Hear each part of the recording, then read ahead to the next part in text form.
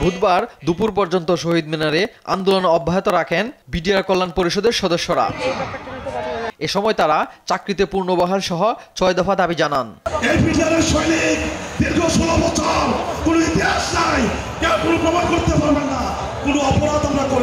আমরা যতক্ষণ বরাদ দাবি আদায় না হবে আমরা ঘরে ফিরবো না। একজন বিডিআরও আমরা ১৮,৫০০ বিডিআরের পরিবার এবং বিডিআররা আজকে আমরা ঐক্যবদ্ধ হয়েছি। যতক্ষণ পর্যন্ত আমাদের দাবি আদায় না হয় ততক্ষণ পর্যন্ত আমরা মাঠে থাকবো। এই জন্যই কাফনের কাপড় পরে আজ আমরা তো ৯ সালে মরে গেছি, ওখানে দরকার মৃত্যুবরণ করবো, তবু আমাদের দাবি আমরা পূরণ করে যাবো ইনশাল্লাহ।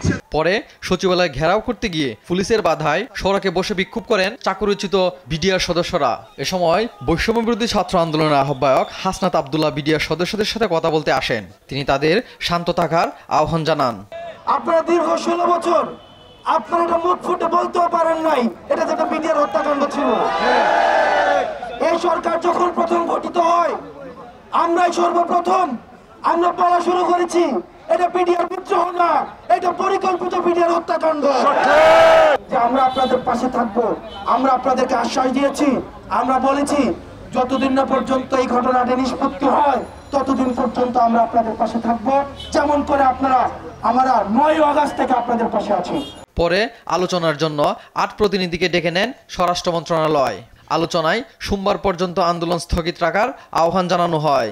এ সময় স্বরাষ্ট্র উপদেষ্টার আশ্বাসে সোমবার পর্যন্ত কর্মসূচি স্থগিত করেন তারা। AH হিমেল, দেশ টিভি, ঢাকা।